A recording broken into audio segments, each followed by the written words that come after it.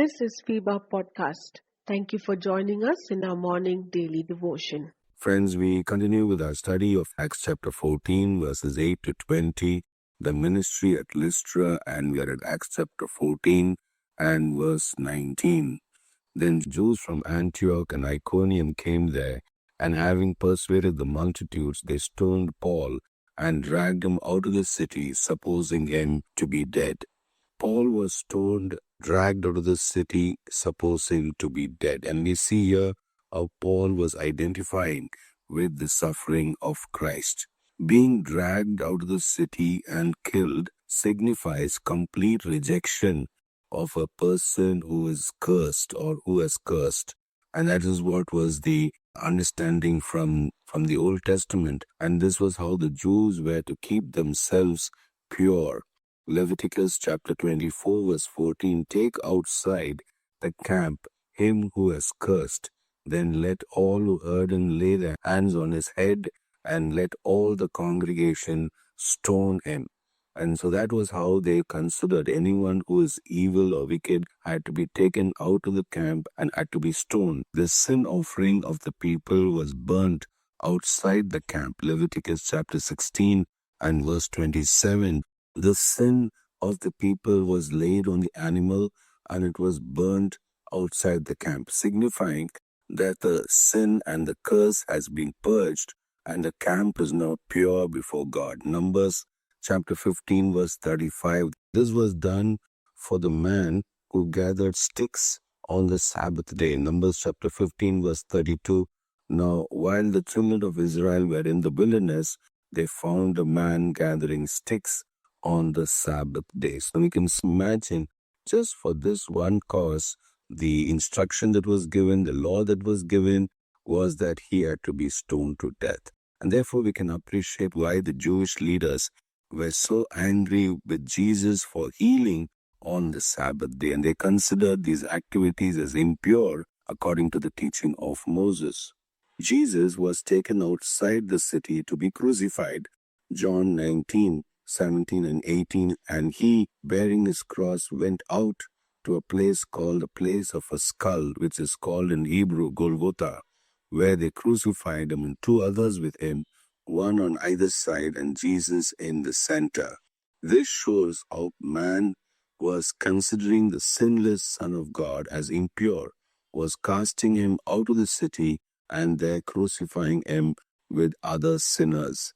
Isaiah chapter 53 verse 3, he is despised and rejected by men, a man of sorrows and acquainted with grief. And we hid, as it were, our faces from him. He was despised and we did not esteem him.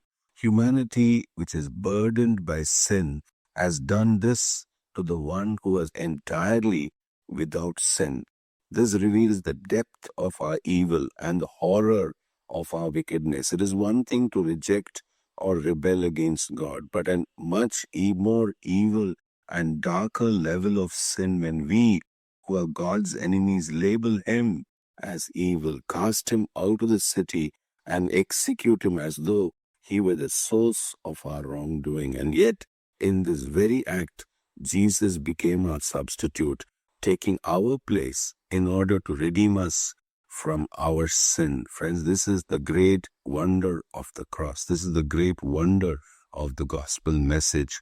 Jesus had to undergo the shame and suffering, for only then he could take the sin and the curse of man's sin upon himself. Galatians chapter 3 verse 13, Christ has redeemed us from the curse of the law, having become a curse for us. For it is written, cursed is everyone who hangs on a tree. He took our iniquity upon himself. Isaiah chapter 53 verses 5 and 6. But he was wounded for our transgressions. He was bruised for our iniquities. The chastisement for our peace was upon him, and by his stripes we are healed. All we like sheep have gone astray. We have turned everyone to his own way, and the Lord has laid on him the iniquity of us all. We go to Jesus outside the gate, and there we experience forgiveness of our sins. Hebrews chapter 13 verses 12 and 13. We identify with Jesus in his suffering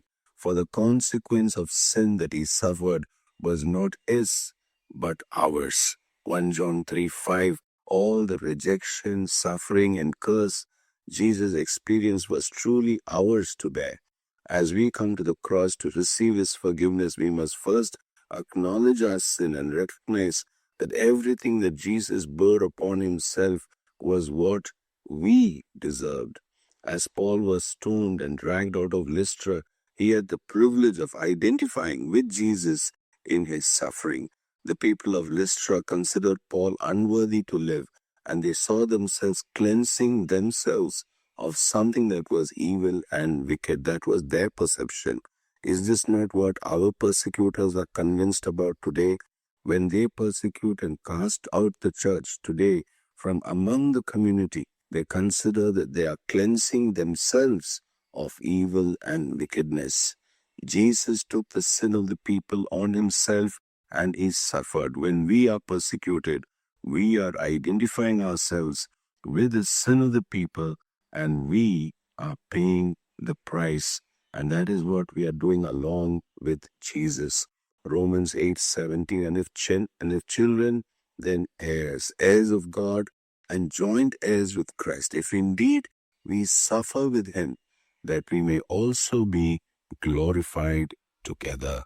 May the Lord bless us. Dear listener, we are here to stand with you in your time of need. We want to pray with you and for your prayer request.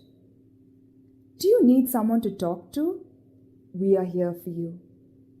Call us or send a message at +91 636 425 2164, +91 636 425 2164. God bless you.